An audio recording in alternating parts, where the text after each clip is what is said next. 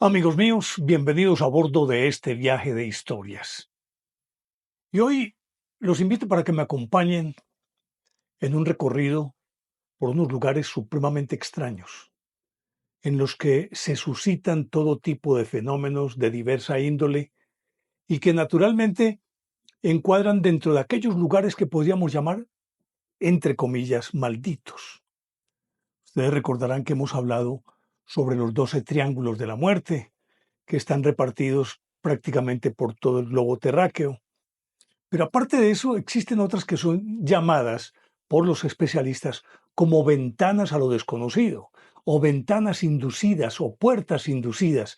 Es decir, que en esas ventanas, algunas veces unos acontecimientos se precipitan, no sabemos si por las personas que están allí, por unas condiciones específicas de una determinada época del año, por unas horas específicas, en fin, por un montón de variables que lo llevarían a uno a pensar que, aunque aparentemente estos lugares son comunes y corrientes, realmente en algunas temporadas se suceden cosas que son supremamente extrañas, que se salen de lo normal.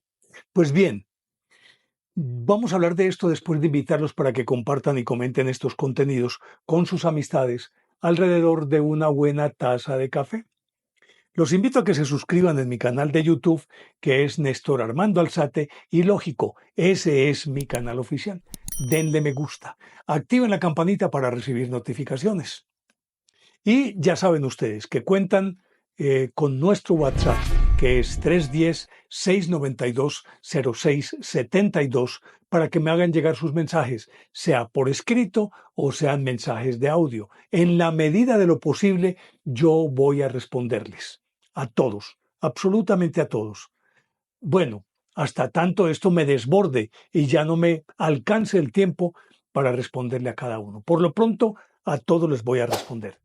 Pues bien, decía que estos lugares son supremamente extraños y que a lo largo de toda la historia necesariamente van conformando o adquiriendo o solidificando una fama de sitios, de cierta manera, algunos dicen malévolos, otros dirán simple y llanamente lugares eh, extraños, otros dirán que son lugares que pueden ser portales a otras dimensiones o a otros universos. En fin, vamos a contarles algunos casos de estos que nos parecen supremamente interesantes.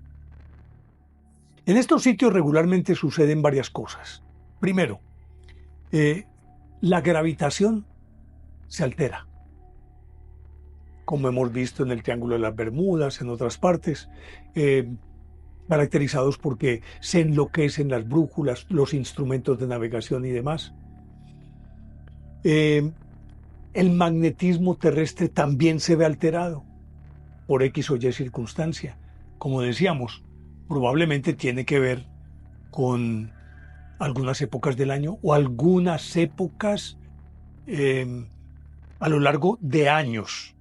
Porque de acuerdo con lo que dice un científico llamado Carl Mamun, aquí tengo su nombre, resulta que de acuerdo con lo que dice este señor, la actividad en estos portales, por decirlo, vamos a llamarlo de esa manera,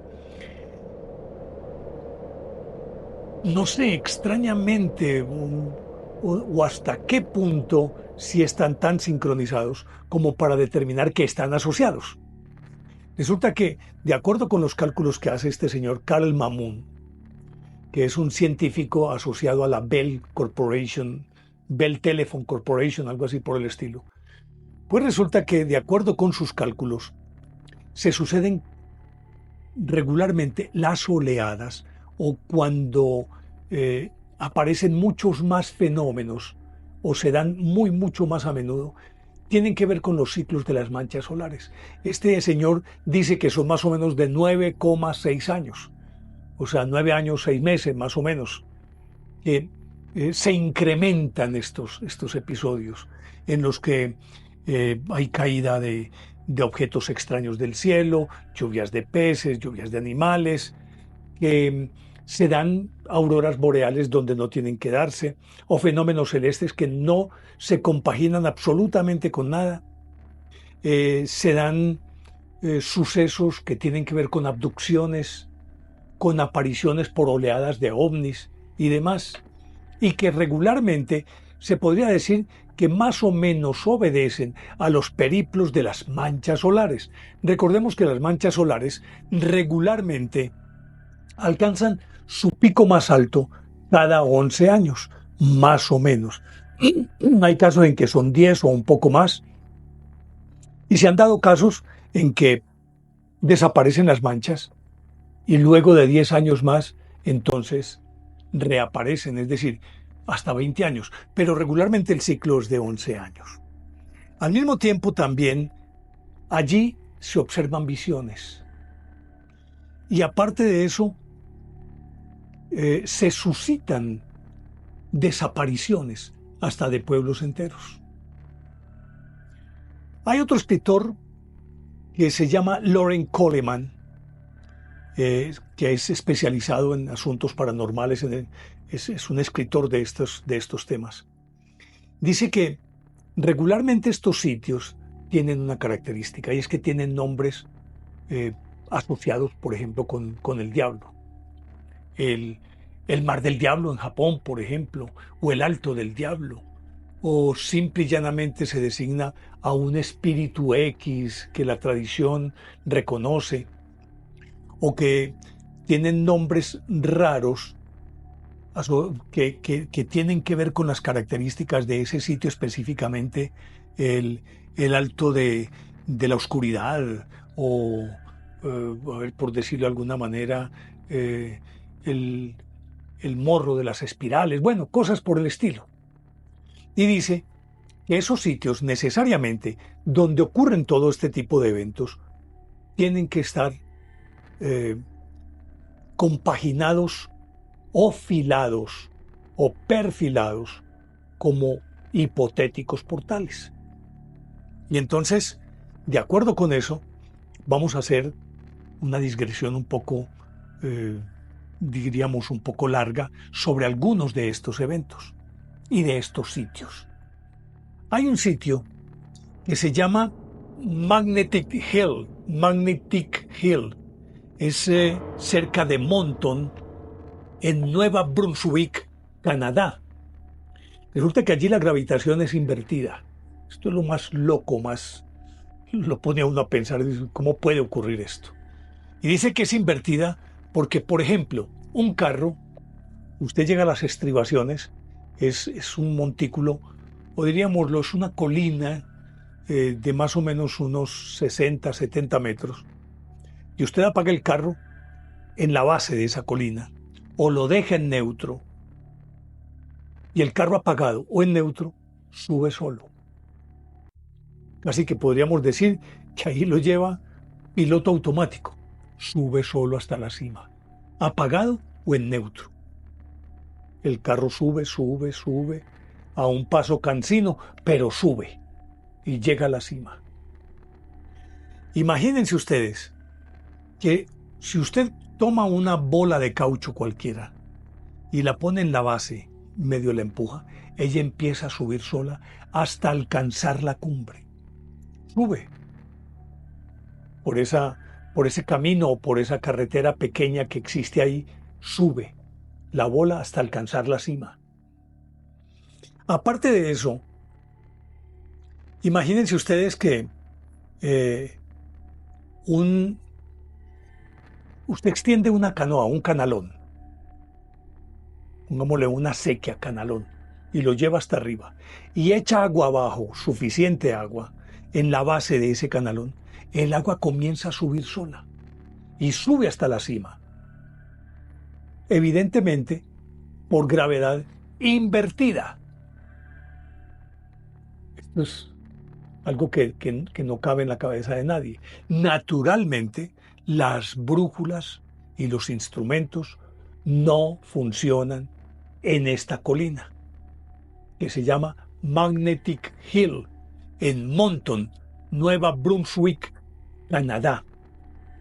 Aparte de eso, usted puede colocar un bastón, lo coloca de manera vertical. A ver, vamos a hacer un símil aquí. Voy a ponerlo con esto.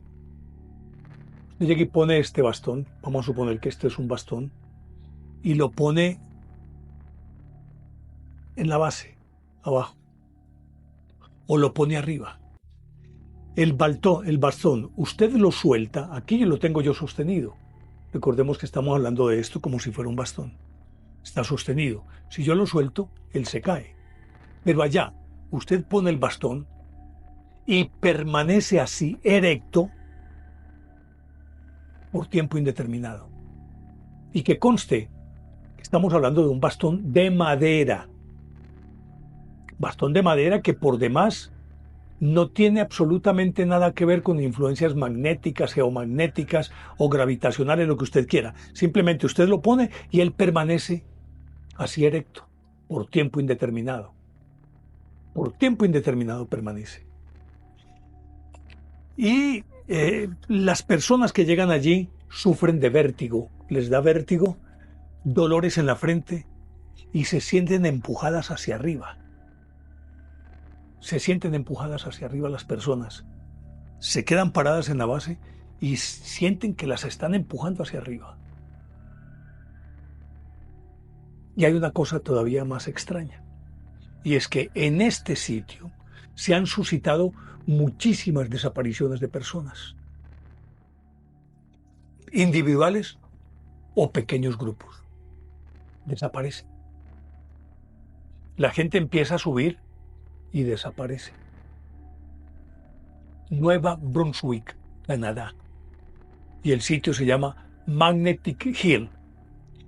De este caso habla aquí este señor que se llama Charles Fort, en este que es uno de los libros clásicos y quizás uno de los más importantes, lo que tiene que ver con fenómenos extraños en el planeta Tierra, del famosísimo Charles Fort, que fue el compilador de todas las cosas extrañas que ocurrían en el planeta durante muchísimos años y que a partir de ahí se generó inclusive una literatura que se llama la literatura fortiana, de la que se hizo eco este otro señor, que aquí en este libro, que se llama Visado para otra tierra, Visado para otra tierra, y que es uno de los íconos de esta literatura, que se llama Jacques Vergier, el mismo del dúo Pauwels y Vergier, del retorno de los brujos, de la rebelión de los brujos, es este señor, que tiene muchos otros libros.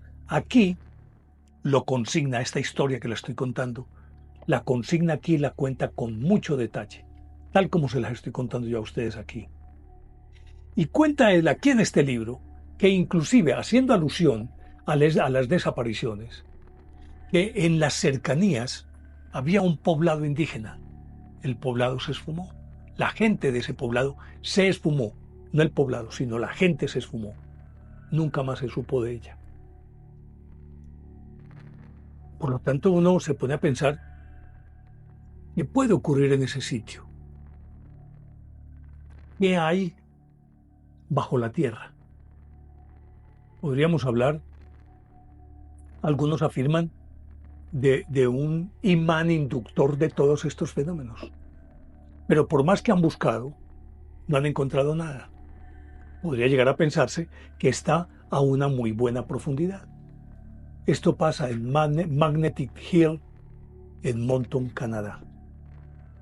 Y es uno de esos casos extraños e icónicos, que entre otras cosas, este sitio se puede visitar. La gente puede ir a él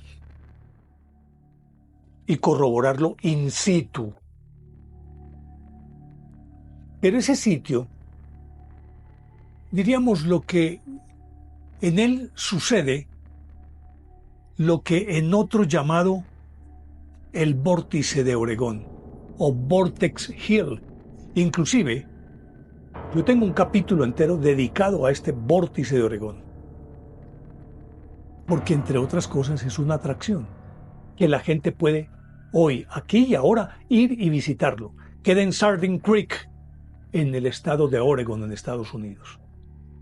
Resulta que es un terreno de más o menos unos 50 metros de diámetro. Para empezar, ninguna especie, ninguna forma de vida se introduce en ese espacio. Con mayor razón, las aves no lo pasan, no lo atraviesan, no lo sobrevuelan, las aves. Allí había una antigua mina en las cercanías, y entonces allá construyeron un cobertizo a la que hoy llaman la Casa del Misterio. Este cobertizo es digámoslo, una casa rústica, una cabaña rústica de madera, que era donde guardaban herramientas, donde pronto se reunían algunos trabajadores. Pero justamente por las anomalías que allí se presentan, esos trabajadores, muchos de ellos, obviamente, presa de la superstición, abandonaban el trabajo inmediatamente y dejaron de ir por mucho tiempo. Esta mina fue abandonada y simplemente quedó esto como atracción. A este sitio lo llamaron la Casa del Misterio. Cuando se llega allí, la gente es una casa que está más o menos como en una especie de, diríamoslo, batea, una hondonada o un espacio relativamente cóncavo. Está ahí. La gente se siente empujada hacia el centro de ese sitio. Recuerden que en lo de Moncton, Canadá, la gente se siente empujada hacia arriba, hacia la cima. Aquí se siente empujada hacia el centro de esta Casa del Misterio.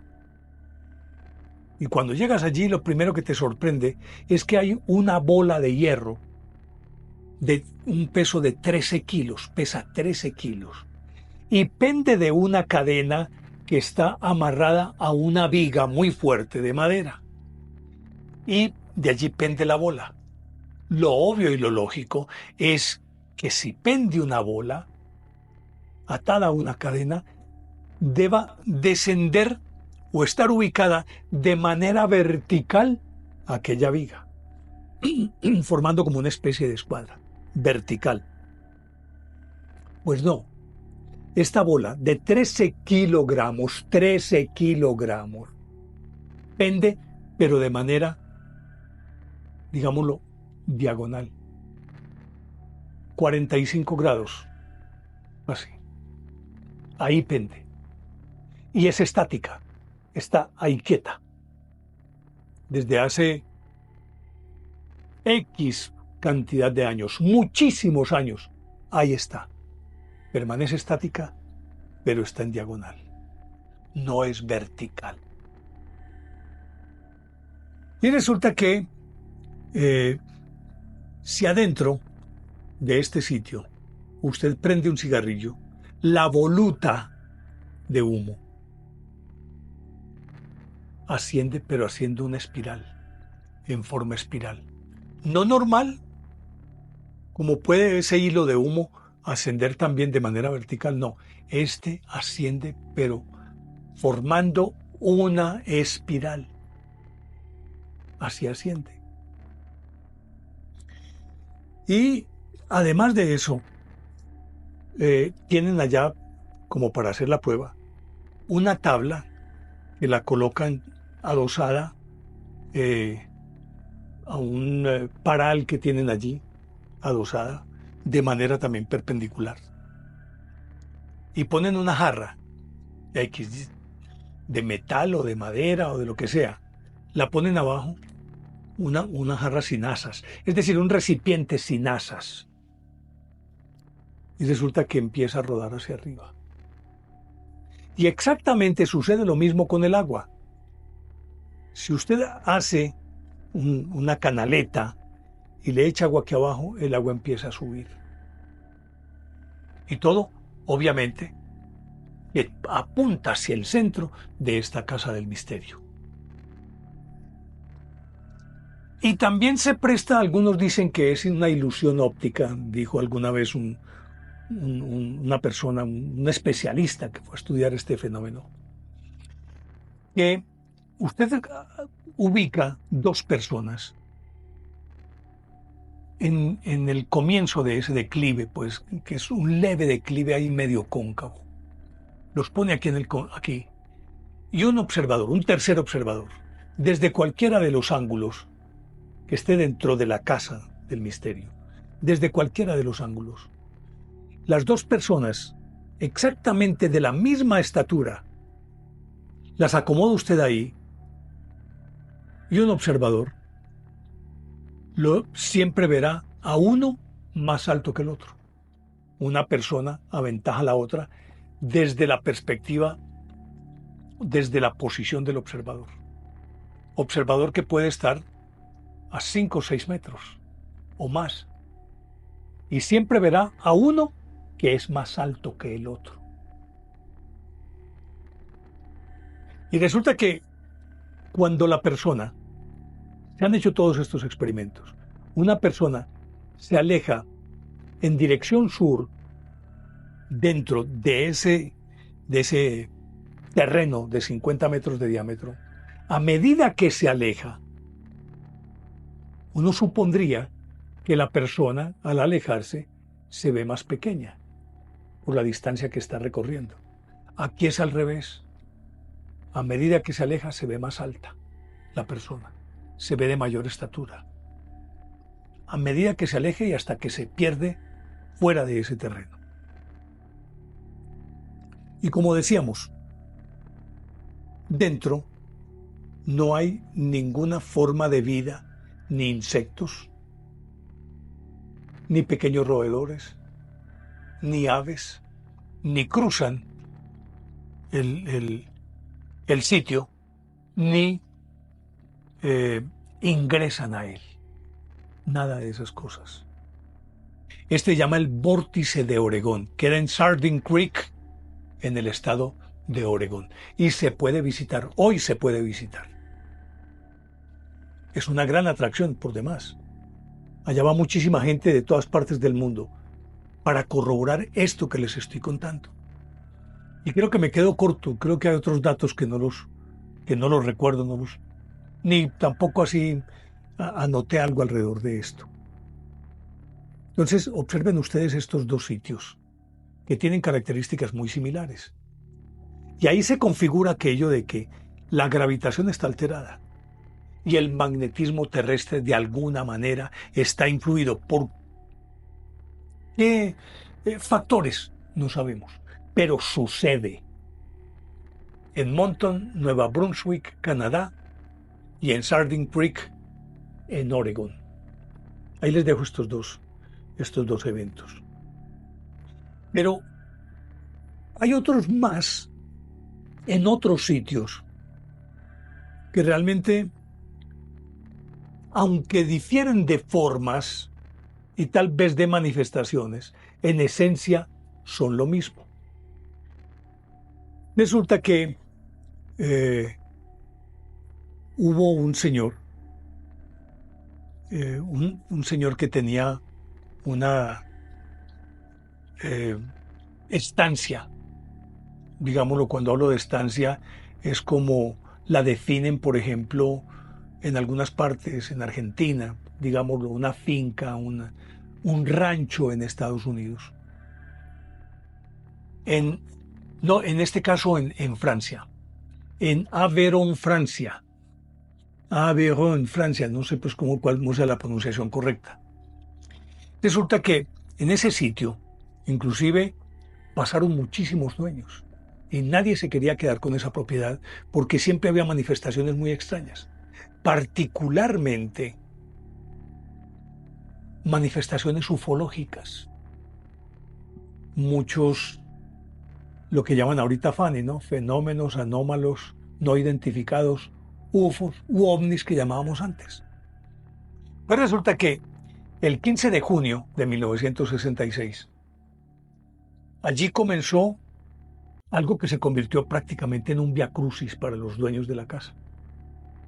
Imagínense ustedes que ese día empezó a desfilar un convoy de bolas luminosas que daban vueltas y particularmente estas bolas, pequeñas bolas, llegaban a esta propiedad y como si estuvieran inspeccionando el terreno. Iban mirando todo el terreno, iban por todos los ángulos del terreno Obviamente que era una propiedad rural y por lo tanto el terreno era muy amplio, ahí donde aparecían estas pequeñas bolas o estas bolas luminosas. Y resulta que estas bolas luminosas eh, estaban, digámoslo, tenían que ver o pertenecían o salían de un cilindro enorme que estaba suspendido en el aire a una prudente distancia de esta granja, dígase 200, 300 metros más allá. Y al parecer estas bolas salían de allá, venían, inspeccionaban y volvían allá. Eso comenzó el 15 de junio de 1966. Y de ahí en adelante empezaron a llegar así que con regularidad, semanalmente, una o dos veces. Hacían exactamente lo mismo, como si estuvieran algo que se les hubiera perdido, como si estuvieran haciendo una exploración en el terreno. Y uno podría pensar que estarían explorando, tal vez el subsuelo, y en el subsuelo que podrían encontrar. Supongamos que si lo miráramos desde la perspectiva humana, cuando a uno le dicen esto, pensaría en varias alternativas. Una de ellas, están buscando petróleo. Lógico, están buscando oro.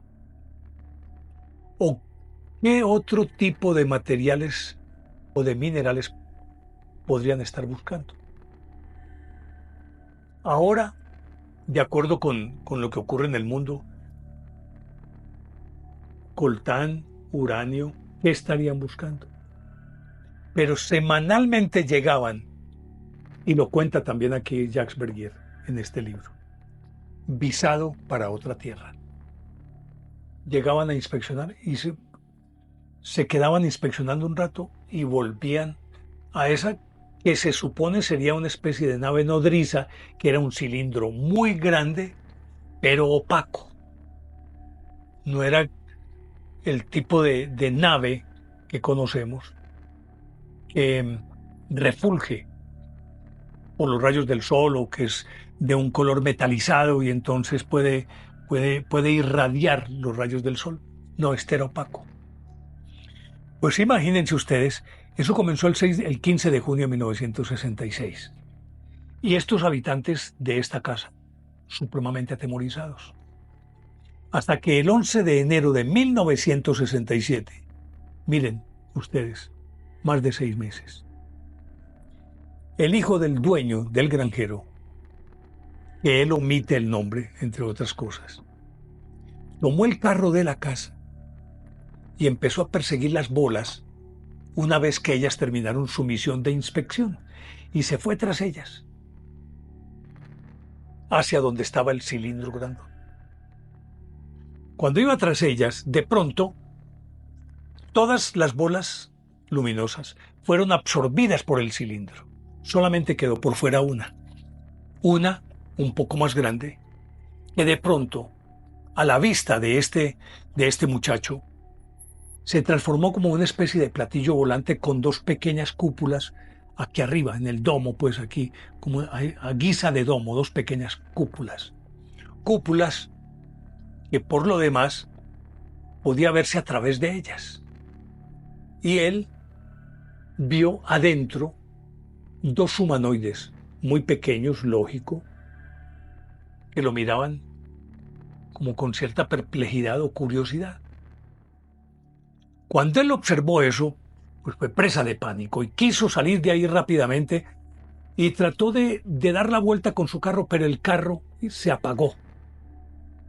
Lo que diríamos, se murió el carro. Nada le funcionaba. Pues esa pequeña nave vino, lo sobrevoló varias veces, lo circundó y desapareció raudamente rumbo al cilindro. Cuando esa pequeña nave se enfiló hacia aquella nodriza, el carro volvió a funcionar perfectamente, como si nada hubiera ocurrido. Pues el muchacho, a toda velocidad, llegó hasta su casa. Pues imagínense ustedes que de acuerdo con lo que describen posteriormente, este muchacho no pudo dormir durante varios días. No podía dormir, no podía dormir, no podía conciliar el sueño. Y luego, abruptamente, cayó en un sueño tan pesado que duró más de 20 horas dormido. Pero entre tanto, mientras no podía dormir y luego de despertar, padecía una migraña permanente, muy acentuada esa migraña, muy dolorosa la situación. Y mientras eso ocurría, le sucedió que eh, no sabemos, es decir, qué indujo eso o por qué ocurría eso. El muchacho quedó con la capacidad de predecir los acontecimientos que iban a ocurrir. Todo el mundo se quedaba asombrado, porque durante un tiempo él predecía lo que estaba aconteciendo, o perdón, lo que iba a acontecer, tanto a corto como a largo plazo. Después de un tiempo, muchas semanas después, tal vez meses, así en la misma forma abrupta como apareció ese don, digámoslo de esa manera, don, en esa misma forma, desapareció. Las migrañas desaparecieron. Volvió a ser normal, pero quedó con un problema de piel que por épocas le salía, digámoslo, eh, la piel se le descamaba y le salía como una especie de, de dermatitis, sería la expresión. Y la padeció durante mucho tiempo también, y en la misma forma en que había aparecido, empezó a desaparecer todo eso. Pues resulta que esta familia no aguantó más y simplemente vendió esta estancia o esta finca. Y ese lugar adquirió muchísima fama y quienes compraron la finca la volvieron a vender, porque ese sitio era epicentro de muchas cosas extrañas, sonidos, zumbidos, explosiones, avistamientos, y todos como centrados en, en, en el sitio específico, en la estancia específica, en el patio, como si buscaran algo que nunca aparentemente pudieron encontrar. E inmediatamente uno se remite a otro sitio que también tiene algunas partes en las que suceden cosas muy extrañas. Aquí en nuestro canal, en Ilógico, hicimos un episodio sobre un camionero de Bahía Blanca llamado Dionisio Yanca, que fue abducido, eh, fue llevado a una nave, lo volvieron a traer, quedó con secuelas. El tipo era de una vida así más bien desordenada, bebedor y demás. Entonces dijeron que era no, que el tipo estaba loco, o que simplemente lo que había ocurrido era o alucinaciones o producto del trago de tanto tomar. Con todo y ello, sometido a hipnosis, contaba perfectamente lo que le había ocurrido dentro de esa nave. Dionisio Yanca, en Bahía Blanca, Argentina. Y parece que en algunas partes de Bahía Blanca, en la periferia, ocurren fenómenos muy extraños. Y qué bueno que de pronto alguien que viviera por allá y estuviera viéndonos nos contara qué tan cierto es esto o no.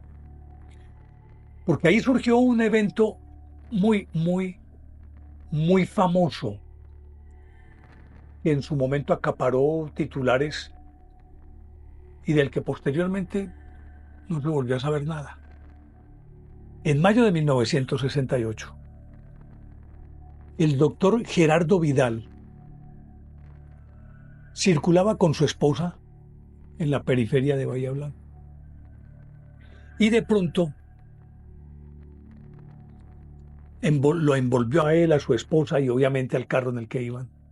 Una espesa niebla, espesísima, tanto que tuvo que detener el carro porque no sabía dónde estaba. Cuando detuvo el carro, ambos perdieron el conocimiento. Los esposos perdieron el conocimiento. El doctor Gerardo Vidal y su esposa perdieron el conocimiento. Y resulta que cuando recuperaron el conocimiento, el carro tenía un montón de rayaduras y estaba abollado en algunas partes. Y trataron de ubicarse cronológicamente. O mejor, sí, bueno, sí, digámoslo que sí. Y miraron la hora y los relojes estaban parados. Los relojes de ambos. Y estaban exactamente parados en la hora en que ellos estaban circulando en los alrededores de Bahía Blanca.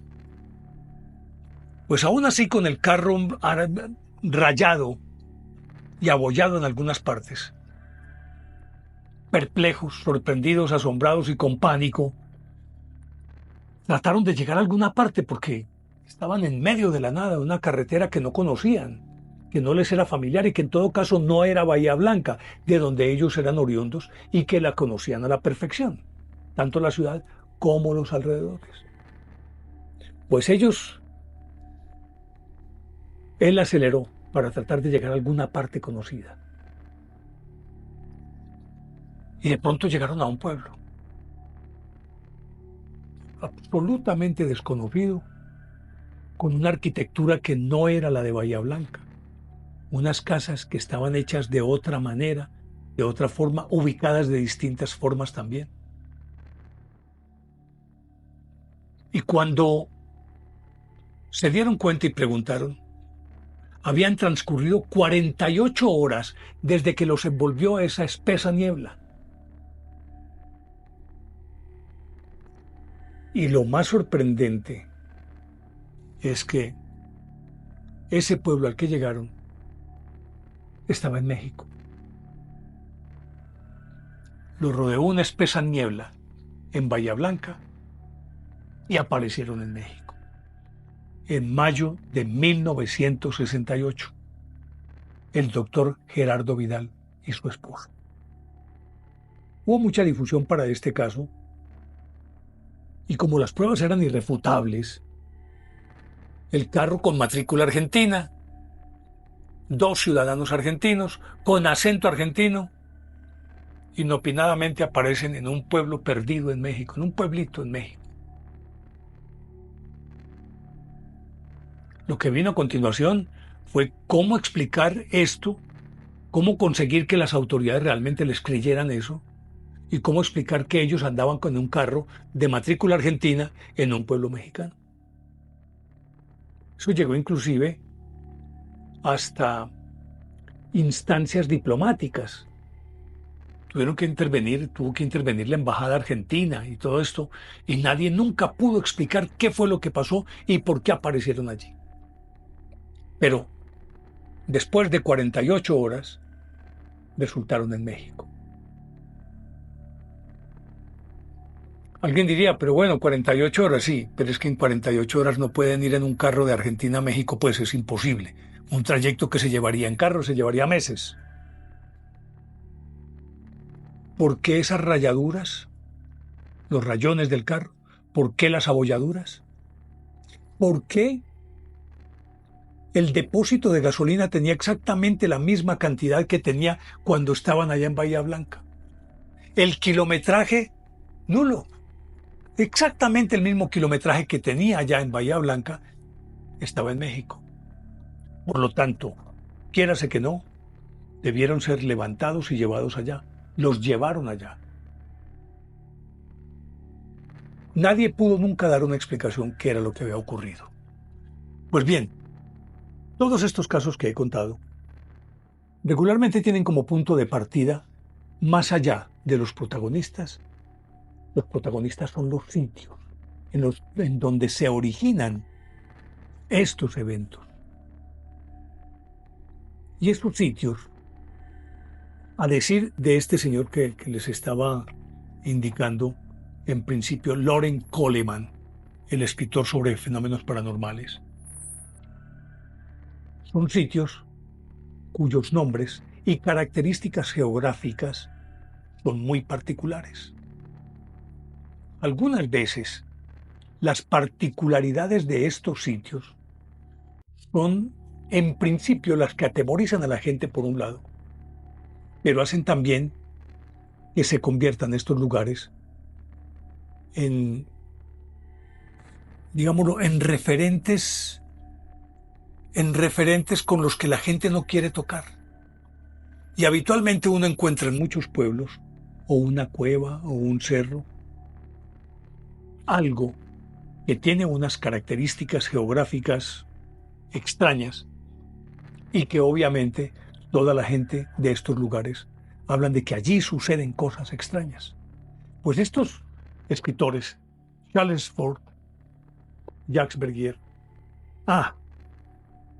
este señor que tiene una colección bellísima que es Jiménez del Oso, el doctor Fernando Jiménez del Oso. Tiene, por ejemplo, este fascículo dedicado justamente a estos hechos que se supone tienen que ver con esas ventanas inducidas o puertas inducidas o portales que llaman. Y el planeta Tierra tiene en todas partes este tipo de sitios. Y como decíamos, ofrecen problemas gravitacionales, gravitación alterada, magnetismo terrestre alterado. Hay visiones, hay desapariciones enigmáticas. Y están en todo el planeta Tierra. Están en África, en Europa, en América. Y en algunas regiones en particular, varios de estos sitios pueden estar muy cercanos entre sí. ¿Qué sucede dentro de la Tierra? ¿Son esas anomalías magnéticas o están sincronizadas con sitios específicos del espacio exterior? No se sabe. Lo cierto es que están ahí, existen.